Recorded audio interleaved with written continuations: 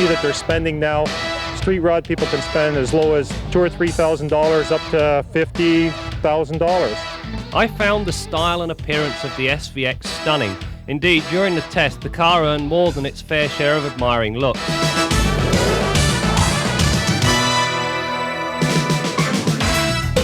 Motoring 92 is brought to you by Quaker State. Quaker State, one tough motor oil.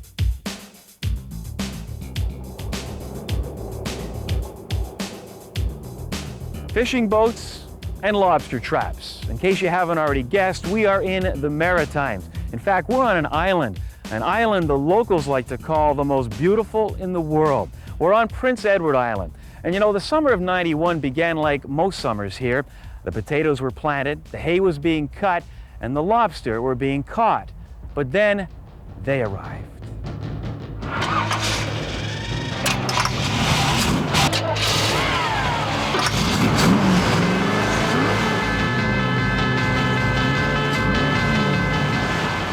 This is the 20th anniversary of the Canadian National Street Rod Association National Event. The name of the event is CanNads. It's been going for 20 years now. It's based theoretically in Ontario, basically, because that's where a lot of our clubs are. But we do have clubs all across Canada, an association of clubs, and Prince Edward Island Street Rod Association is a major supporter and member of the CSRA family. And when they approached us last year about hosting CanNads, we were thrilled to have it come down east. It was great. I've been at this for 25 years, and you meet so many friends that you've met, you know, over those years that it's just overwhelming. That's what it is. What kind of expectations have you set? What's going to make this the kind of weekend you've been thinking about for the last 2.5 years? Well, if we get 1,000 cars, we'll be satisfied, and it's overwhelming. There's enough cars here right now to satisfy us. Tell me about this trip, and tell me if it's the first time in PI and how you've been doing so far. It's the first time that I've ever been in Prince Edward Island, or even on the New Brunswick side. And I spent a lot of time in Quebec and been snowmobiling up in Canada. And I'll tell you what, I've never met a person in Canada that hasn't been friendly and helpful and good to us. It's a little expensive up here, but people are nice. Why don't you take it over there and give it a try and see if it fits. If it fits, great. If it doesn't, just bring it back. An antique has all original parts. Street rod, basically the person takes the body and possibly the chassis, modifies the chassis, puts in a modern engine, drivetrain, modern wheels and rims, and starts driving. Most street rodders are diehard street rodders. They drive sunny days, cloudy days, rainy days. Some even drive during the winter. Somebody told me a true street rod has stone chips in the front. Yes. Most people don't want to see the chips on the front because of the money they spend on the paint, but they really don't care. They just want to enjoy driving them.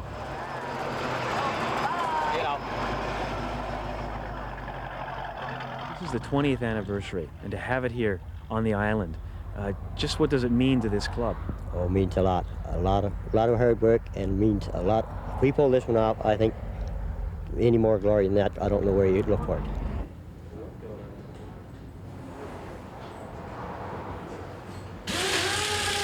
I don't want to interrupt you here, but what are you doing? What are you doing in the garage right now? You're supposed to be at a car show. Yeah, well, our transmission let go, so we had to change it. These guys here were good enough to find us one. So we'll put it back in and we'll be on the road. How long did it take before you got help and news that you would get a replacement transmission? Stopped there about 9 o'clock last night, and they said come down 8, 9 o'clock in the morning, we'll see what we can do. We came down, they had a transmission sitting here for us. So putting it in right now. It says a lot about these kind of events and the people that come to them. Unbelievable. Everybody wanted to help. Everybody helped us whatever way they could. And we're back on the road in about an hour. All right. Good luck to you. Thank you. Well, Prince Edward Island, I think, is world famous for its hospitality, and we're trying to use this as a large showcase in order to present that to an international group of people. We're hoping that the weather is going to stay in our favor. It's a little bit overcast today, but we're hoping that the sun will be out for the rest of the weekend, and I'm sure that everybody that's here is going to have a very good time, and I would guarantee that our hospitality will come through from right from the start of the show to the conclusion. How are you doing? Well, this is a 1931 Ford coupe, 5-window, Yeah. chopped channel, kicked 18 inches, and she's the last of your original rods. Everything in it is the way it was set up between the 50s and 60s. It was started in the 50s, and the young fellow that took it over from his father finished it in the 60s. So it is your original rod, and it's all metal. The whole thing is metal. And then I do a lot of the work on it now. I do the touch-ups on the paint and anything. If I break down, I have to fix it. Who did the paint job on the back? Harry Martin did the paint job on the back 12 years ago. I brought it in for a pinstriping job, just something simple, and I came out with this. It looks like a genie. It is. My name is Gene, and he did a genie coming out of a bottle. He just got so excited with the car, he just went crazy on it, but he charged me the same price as the pinstriping job. So I was pleased. It's going to mean quite a bit to the local community. The accommodations, the meals, just the amount of gas that'll be purchased in order to keep all these vehicles running means a great deal. The local community all over eastern Prince Edward Island is going to benefit in a large way because we have been able to secure this 20th Annual Street Rod Association car show. The ad campaign Subaru are running in the United States mirrors my sentiments. In bold type it states, "You can drive it so fast you'll get so many tickets you'll lose your license." Happy souls, these Subaru people.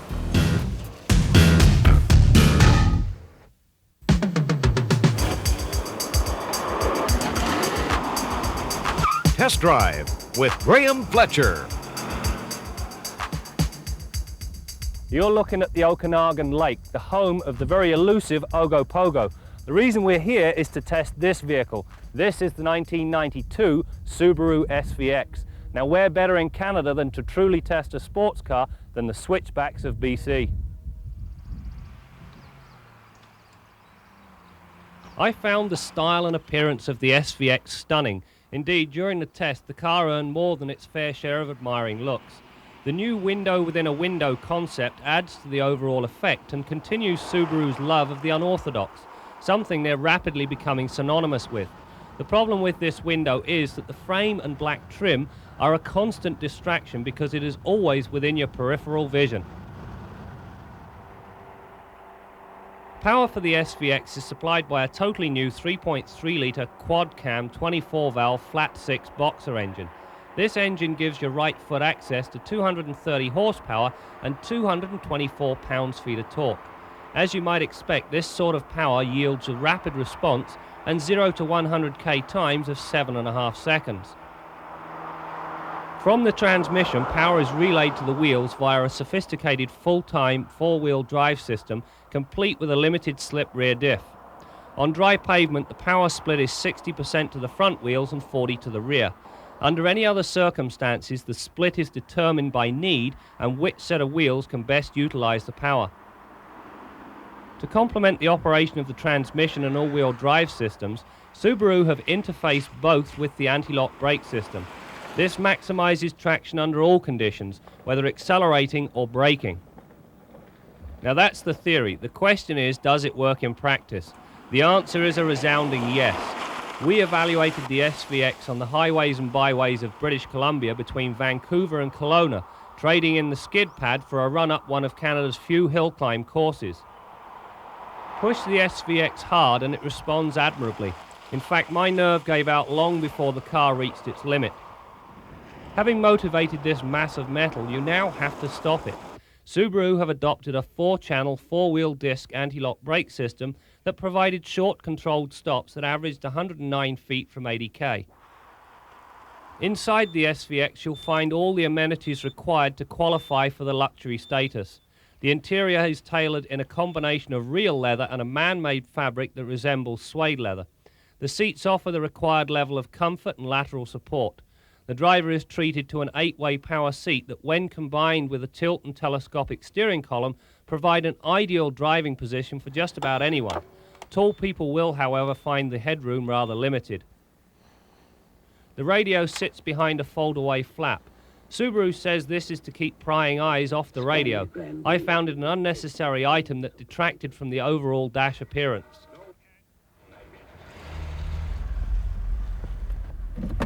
My pet peeve on this SVX has to do with this motorized seatbelt. First of all, I've taken a chunk out of my head on a number of occasions with this portion. The other thing is, you must remember to fasten the lap belt portion. The seatbelt warning light doesn't tell you to do it. And if you forget, in the event of an accident, you're going to submarine and end up hanging yourself on the shoulder portion.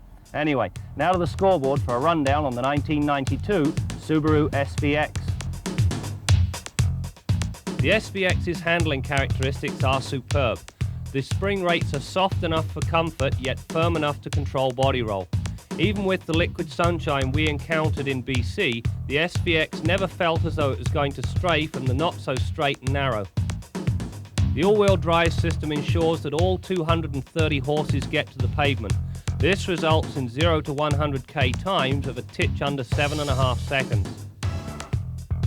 The 4-channel ABS system adopted leaves nothing to chance because it monitors all 4 wheels as well as working with the transmission to ensure perfectly straight and controlled stops. The supportive seats, a quiet environment and compliant suspension combine to give the appropriate level of comfort. This and all the conceivable options known to man leaves the SVX lacking very little in the comfort department. On the BC trip we averaged around 22 miles per gallon. Under normal circumstances, i.e. a little less right foot, and this figure should rise to around 25 miles per gallon. With the level of technology packed into the SVX and a selling price of less than $40,000, Subaru should find themselves in the enviable position of exceeding any sort of sales prediction they may have set.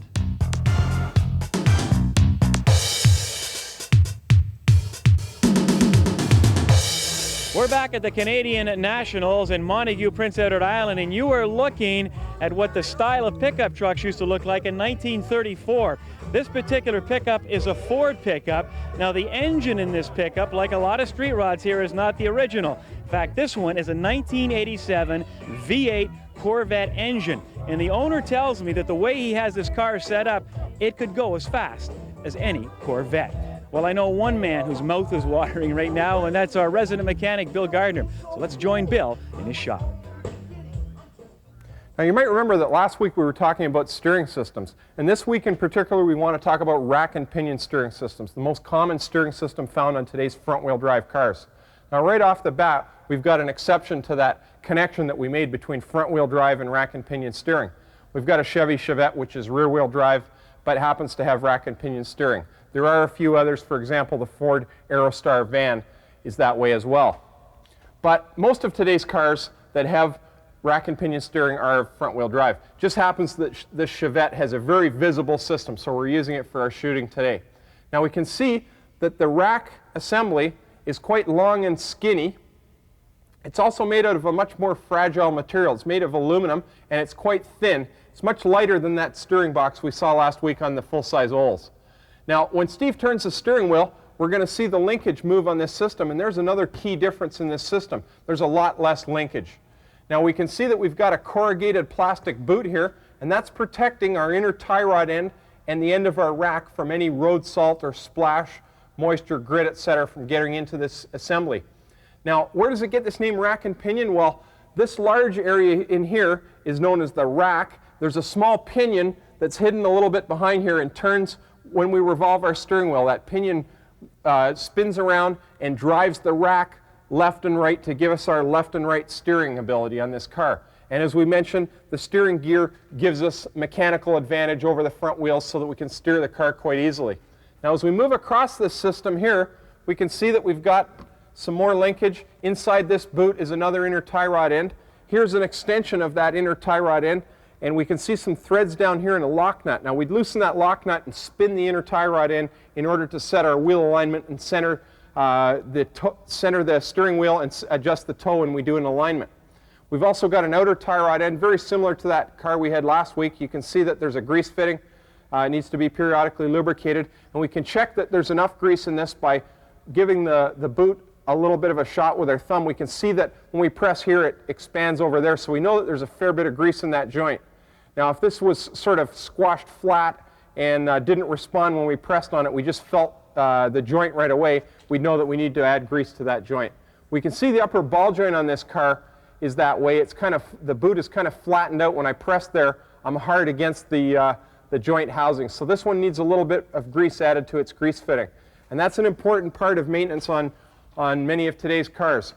Many of the cars are moving away from grease fittings to lubed for life joints, but there's still an awful lot of them that have grease fittings hidden here or there. It's important to go looking for those fittings and make sure that you or whoever else services your car is properly lubricating those, because they'll prevent the parts from wearing out, they seal out moisture and dirt, and they act as a lubricant to make that system work much more freely and easily. Till next week, I'm Bill Gardner for Motoring 92. There's no way that you can take test drives on tires the way you can with cars. So an event like what we have today, you don't have too many of those going on, and the John Q. public, they don't have an availability of that kind of information.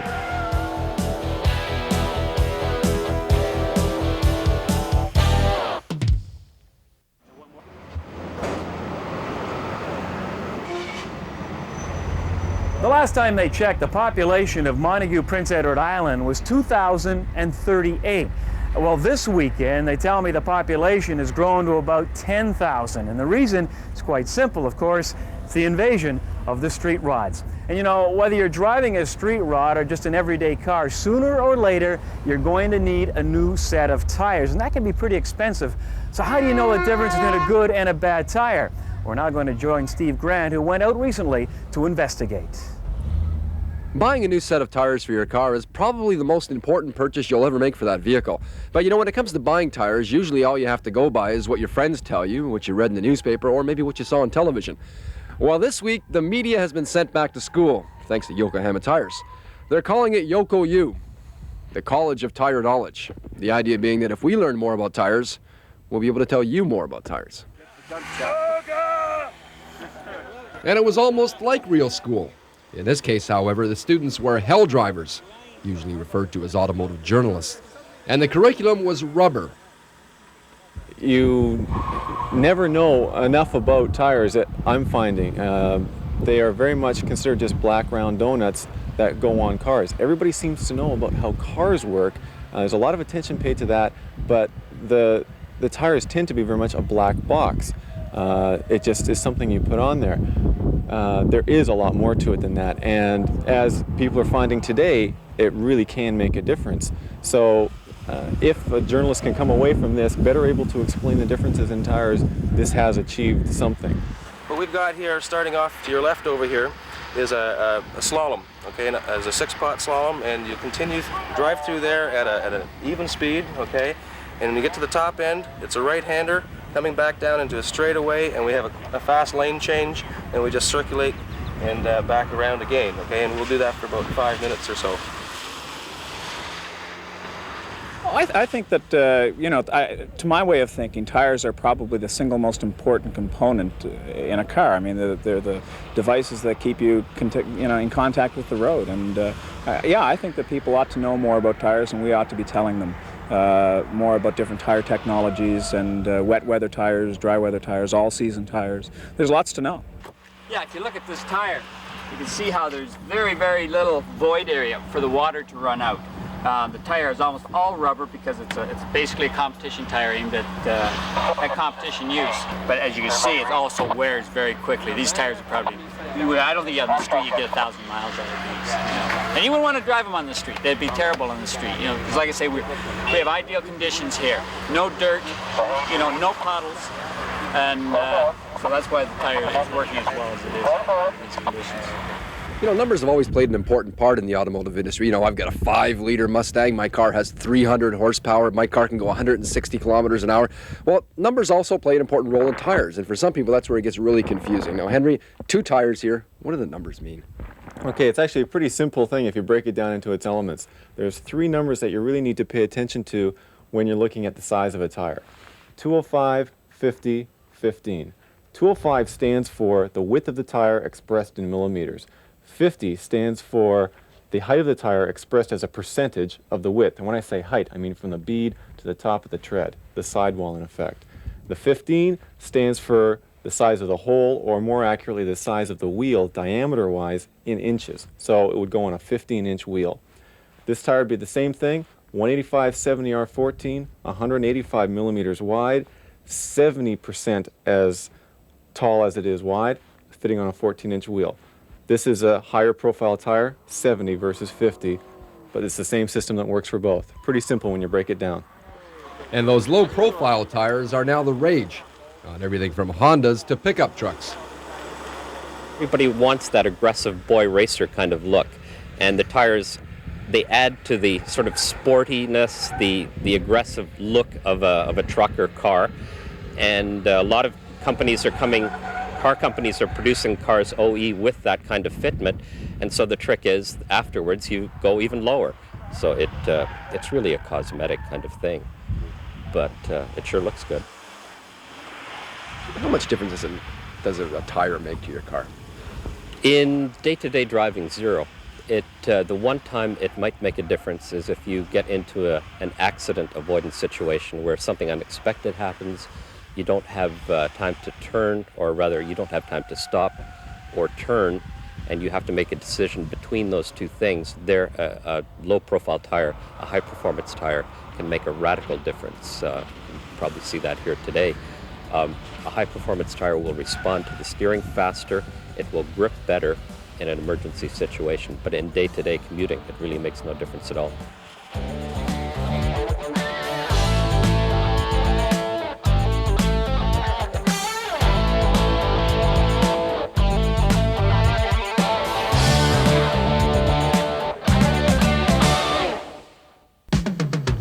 Kenzie's Corner with Jim Kenzie. All right, who builds the best cars in the world? The Japanese? Europeans? Well, according to PHH, it's the domestics. Now, you've probably never heard of PHH. Well, that's okay, they probably never heard of you either. But they're the largest vehicle fleet management company in the world. They have over 500,000 cars and trucks on maintenance agreements in Canada, the United States, and Europe. And every year they print this little book which tells their customers what the best values are. I think you'll find the results a bit surprising. For example, four-door models, they list 6. The Dodge Spirit and Plymouth Acclaim, Mercury Topaz and Ford Tempo, Chevrolet Corsica and Pontiac Tempest. Now, where are the Hondas and the Toyotas? Not in this list. PHH looks at size, features, powertrain, fuel economy, safety, and resale value. And they find the domestics are doing a really good job. Now we know the imports, particularly the Japanese, have excellent maintenance records. PHH finds, though, that after the vehicles are a few years old, some of these high-tech components get very expensive to repair. And while Toyota and Honda particularly have enjoyed very good resale value over the last few years, PHH has found that this is largely due to limited availability. As more of these cars are coming on the market, the resale value is starting to drop. Now, unfortunately, PHH doesn't make this data available to the average retail customer. But if you work for a company that has a large fleet, maybe you should talk to your fleet manager before you buy your next car. You probably will get a better deal. I'm Jim Kenzie. Hot potato rings and PEI, #1. Well, you don't come to Prince Edward Island without trying a lobster, and I'm no different. Anyway, it's time to say goodbye, but before I do, I want to congratulate the PEI Street Rod Association for doing such a fine job in hosting this 20th anniversary. You know, it's the first time the Canadian Nationals have come east of Ontario, and the consensus here is it was the right way to move. That's it for now, but we'll see you next week for more stories on cars and the people who drive them. Motoring 92 has been brought to you by Quaker State. Quaker State, one tough motor oil.